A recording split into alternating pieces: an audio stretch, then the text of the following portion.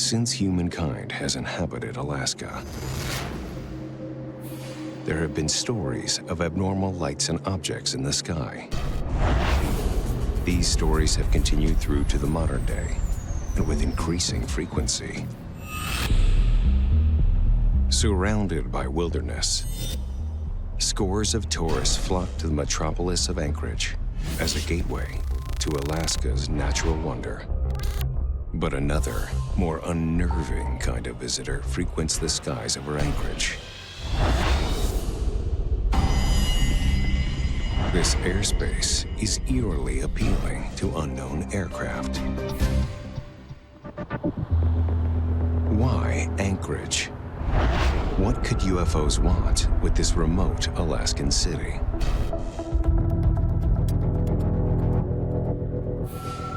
My name is Bill Carter. I've been around aircraft all my life. My mother, she was a pilot and very active in the Women's Pilots Association. Both of my parents were pilots. What I saw, I can tell you, it was nothing that I have ever seen in the skies of Alaska, ever.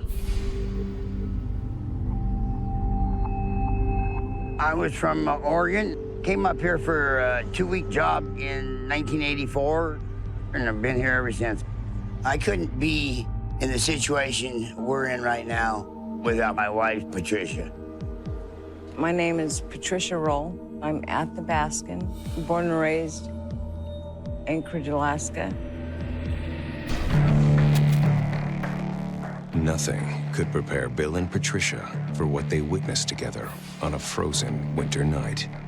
A sighting that made them question everything.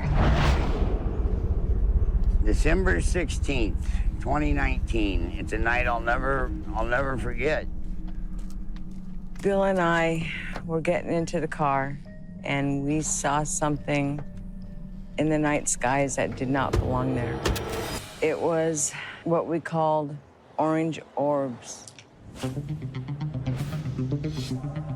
I looked up in the sky because I saw some orange glow off the hood of the car.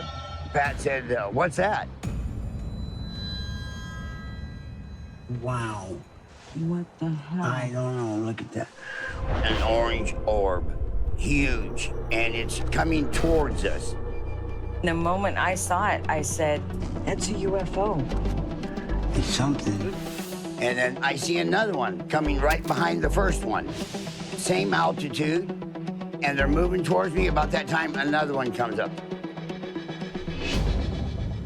Look how many. I know.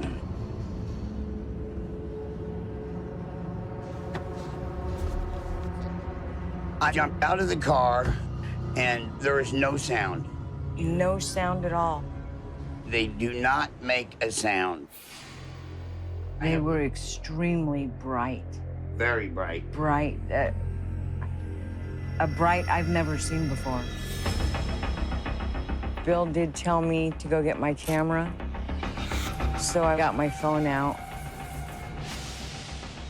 But it was December, so it was cold, so my hands were shaking a little bit. The whole thing was glowing, and to me, it looked like orange coals glowing and changing. I believe they were intelligently controlled because they were all coming at the same speed, the same elevation, and they were spaced the same distance apart. What was that? Look. What did we just see? That's a UFO. Unbelievable. Seriously. And how, did you see how many? As someone who has spent his entire life around aircraft, the unnerving sighting has left Bill scrambling for answers. And I was so taken aback by what did we see? And I mean, still every day we go through this up. What did we witness? What did we see? We saw something. It's nothing that was military. It's not private aircraft. I'm gonna say there was about 7 of them. I can't give you an exact count. Quite frankly, I don't think it was from this world. I want to know what it was. According to Alaskan UFO expert Krista Stewart, Patricia and Bill are far from the only citizens of the state to witness multiple UFOs at the same time. I've been researching UFO phenomenon for over 20 years. And with UFO sightings, it's not unusual to see more than one object, just as U.S. military planes fly information as a part of their fleet activity. The same can be true for alien craft. For example, there was an incident in 1986 with Japan Airlines that involved multiple lights as well as a mothership. And at that same time, there was multiple towns and villages around that area that had seen their own sets of lights.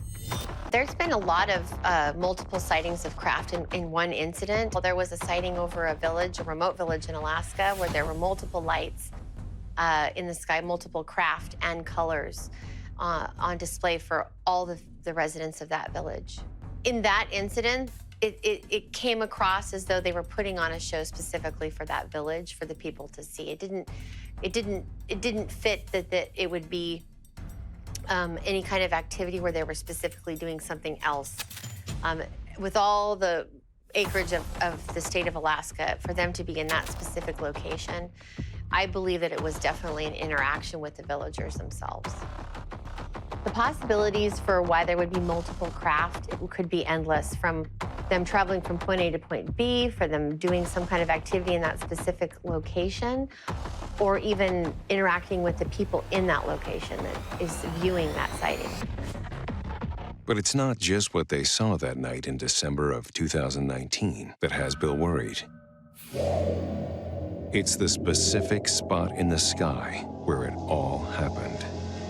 This is where we are at currently, and this is where we saw the UFOs. This is a small airstrip called Merrill Field. The airstrip runs east and west. And this gray area here is all military base, Fort Richardson and Elmendorf Air Force Base. Here in Alaska, we have a large military presence. With its remote outposts and weather-worn roads, Alaska is built on aviation. But as military and civilian flight enthusiasts fill the skies, they've witnessed things that knowledge of earthly craft can't explain. In April of 2020, the Pentagon declassified a series of chilling videos. Fighter jets chasing down unidentified aerial phenomena, including instances in Alaska. But the military has still offered no explanation of what these strange, unidentified objects in the skies over Anchorage might be.